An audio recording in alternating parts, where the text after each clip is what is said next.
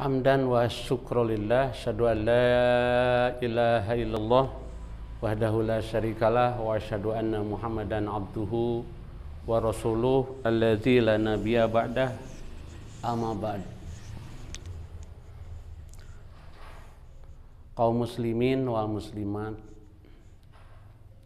yang sedang menjalankan ibadah saum di bulan suci Ramadan kali ini, izinkan Pak Agus akan menyambung kuliah pada hari pertama tentang target-target daripada ibadah saum. Seperti telah dibahas pada pertemuan pertama bahwa target di dalam ibadah saum itu sekurangnya ada 4 macam. Yang kesatu adalah la'allakum tattaqun. Capaian kita atau target kita adalah menjadi orang yang bertakwa. Kedua, capaian kita atau target kita adalah menjadi orang yang berilmu dengan saum itu. Ya. Yang ketiga, targetnya adalah menjadi abdan syakuro, ya. Hamba yang pandai bersyukur. Kemudian yang keempat menjadi rasyid, orang cerdas atau orang yang terpimpin di jalan Allah Subhanahu wa taala. Dan semuanya itu terdapat dalam Al-Qur'an surah Al-Baqarah 183 hingga 187. Nah, kali ini akan melanjutkan apa yang dimaksud dengan takwa itu sebenarnya. Pak Agus telah membawakan satu buah kaidah takwa, kaidah usul fikih. Yang kesatunya lagi adalah tentang hadis, ya, penjabaran dari takwa itu. Secara singkat Pak Agus akan menjelaskan. Pertama, di dalam kaidah usul tentang takwa dikatakan at-taqwa syari'an, artinya takwa menurut syariat, ya. Menurut syariat, hifdzun nafsi amma yusimu bi imsalil awamirilah wajtinabu nawahihi, ya, tajnaribul azabahu. Jadi yang dimaksud takwa menurut syariat ialah hifdzun nafsi. Hifdzun nafsi itu orang yang bertakwa itu senantiasa menjaga jiwa, merawat jiwa, ya. Merawat jiwa amma yusimu, dari hal-hal yang menjurus kepada hal yang dosa. Jadi dosa sekecil apapun dijaga benar-benar oleh dirinya. Itulah orang yang bertakwa. Beda lagi dengan orang yang tidak bertakwa, tidak takut oleh dosa. Jangankan yang kecil, yang besar pun tidak takut gitu. Orang yang tidak bertakwa itu. Nah, diharapkan dengan gemblengan ibadah saum itu menjadi orang yang bertakwa, orang yang benar-benar rasa takut sekali oleh perbuatan dosa. Jadi amma yusimmu, setiap hal yang dosa dijauhi, ya. Kemudian biimtisali awamirillah, melakukan perbuatan sesuai dengan perintah Allah. Itu orang yang bertakwa. Jadi tidak menurut pikirannya sendiri, tidak menurut idenya sendiri yang disebut baik itu. Akan tetapi biimtisali awamirillah, melakukan apapun yang diperintahkan oleh Allah. Pendeknya, takwa itu adalah menjalankan segala perintah Allah, menjauhi segala larangannya, itu kan. Tapi dalam takrifnya adalah pertama hifdzun nafsi amma yusim, menjaga diri, merawat diri, ya, mengawal diri kita agar tidak terjerumus kepada dosa sekecil apapun. Itulah sifat orang dan karakter orang takwa.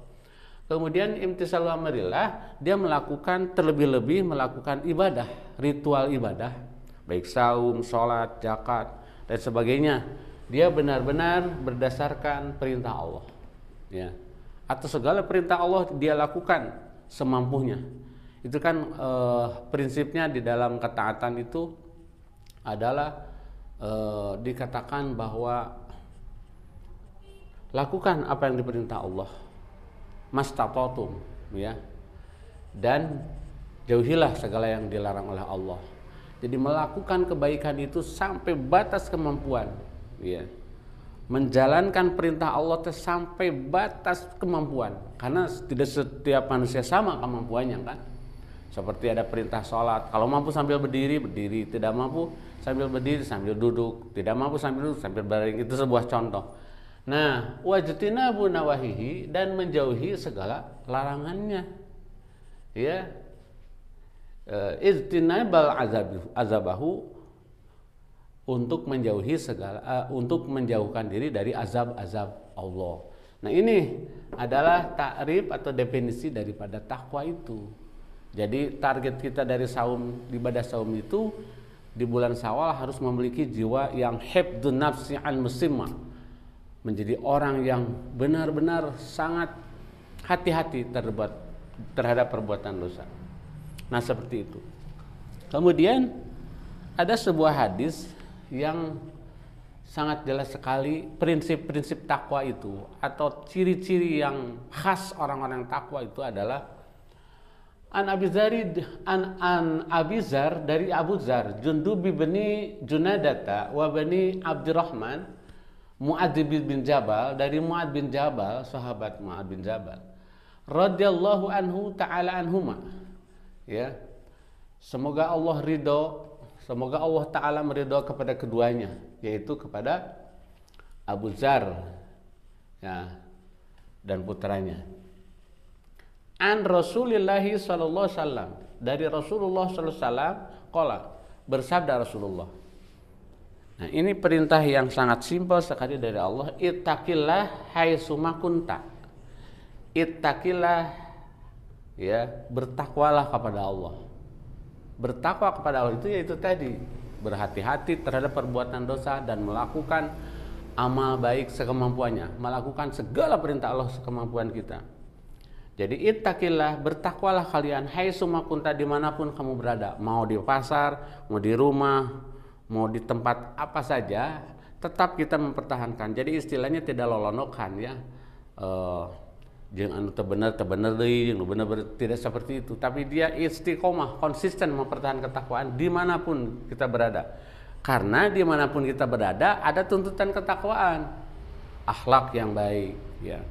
Kemudian bagaimana cara berperilaku di tempat ini dan di tempat yang lain, itu semuanya ada aturannya. Jadi haitsuma kunta wa'at bi'is sayyi'atil hasanata wa'at bi'is sayyi'atil hasanata, ikutilah perbuatan buruk dengan perbuatan baik.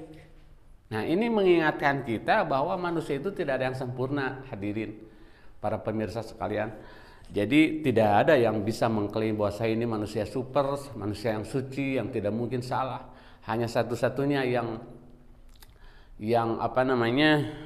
yang dijamin adalah hanya Rasulullah, karena Rasulullah juga dimaksum. Dimaksum itu artinya dijaga oleh malaikat Jibril dari kesalahan. Jadi Rasul pun bukan tidak pernah berbuat salah. Rasul pernah berbuat salah, akan tapi tidak sempat dilakukan karena diingatkan oleh malaikat Jibril. Nah, kita pasti manusia yang biasa, yang berpotensi untuk salah dan benar, untuk dosa dan berpahala, itu berpotensi sekali.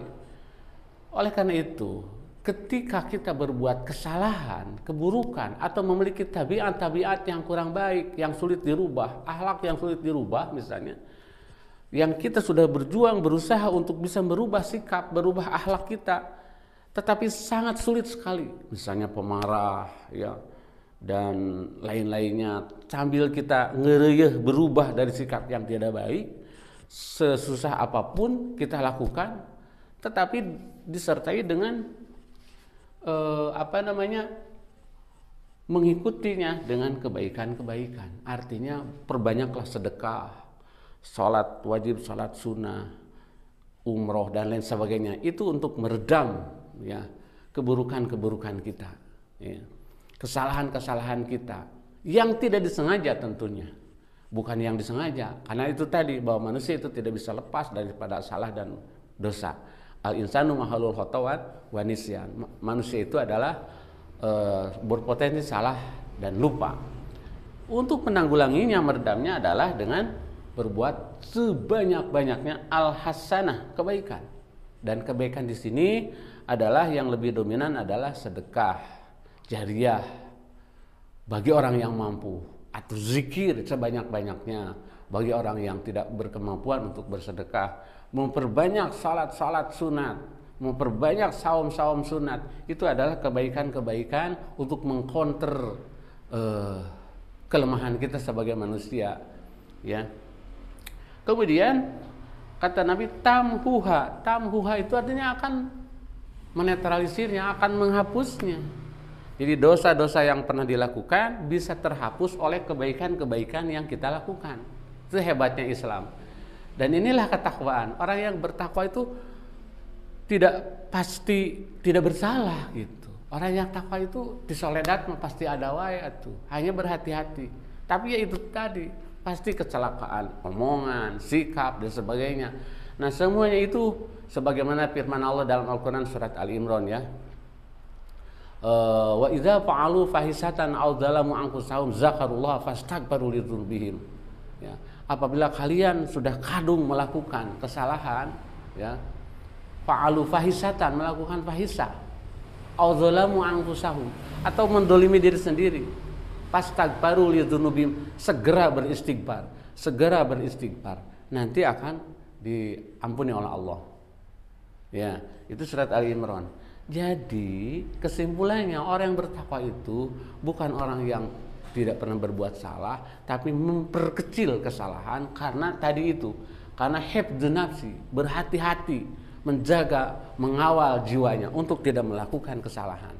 Beda lagi dengan orang yang tidak dijaga, aku mangkewe lah, nya rek dosa-dosa saenake dhewe, saenake perute dhewe, itu lain lagi kan. Ini tidak, hati-hati. Dan puncaknya ketakwaan adalah akhlak. Wa kholiqin nas bihulukin hasanin. Berperilakulah baik terhadap manusia, berakhlak baiklah dalam pergaulan. Bihulukin hasanin, dengan huluk, dengan pribadi yang hasan, yang baik. Rawahu Tirmizi. Nah, jadi puncaknya orang yang bertakwa, yang kita cita-citakan, target dari ibadah saum itu adalah memiliki pribadi yang sangat luas, yang baik, yang toleran, yang pemaaf. Karena orang yang bertakwa itu alladzina yunfiquna fis-sarai wa dharra. Orang yang bertakwa itu adalah orang yang senantiasa berinfak fis-sarai, baik dalam keadaan leluasa, wa dharrai, maupun keadaan darurat. Ya. Wal kazimina ghaidha, dan orang yang bertakwa itu yang mampu menahan emosi, tidak merugikan diri orang lain dan tidak merugikan diri sendiri apabila dia emosi. Wal afina anin nas, dan senantiasa memaafkan manusia yang berbuat salah, yang berbuat dolim kepada dirinya. Wal afina anin nas, surat Al-Imran ayat 14-15 itu dijelaskan, ya. Wal afina anin nas. Nah, ini jadi akhlak yang baik itu, yang luas itu, yang dicontohkan oleh Nabi. Bagaimana sikap-sikap Nabi. Nah, kita miliki usai ibadah saum. Itulah takwa yang kita targetkan dari ibadah saum ini. Para penonton atau para musyahidun yang dimuliakan Allah, semoga semuanya mendapat rahmat Allah dari syariat-syariat, dari ibadah saum, dari apapun. Semoga dapat menjadi kunci untuk pembuka rahmat Allah. Amin ya Allah ya rabbal alamin. Semoga manfaat baik diri Pak Agus sendiri maupun semuanya. Billahi taufiq wal hidayah. Wassalamualaikum warahmatullahi wabarakatuh.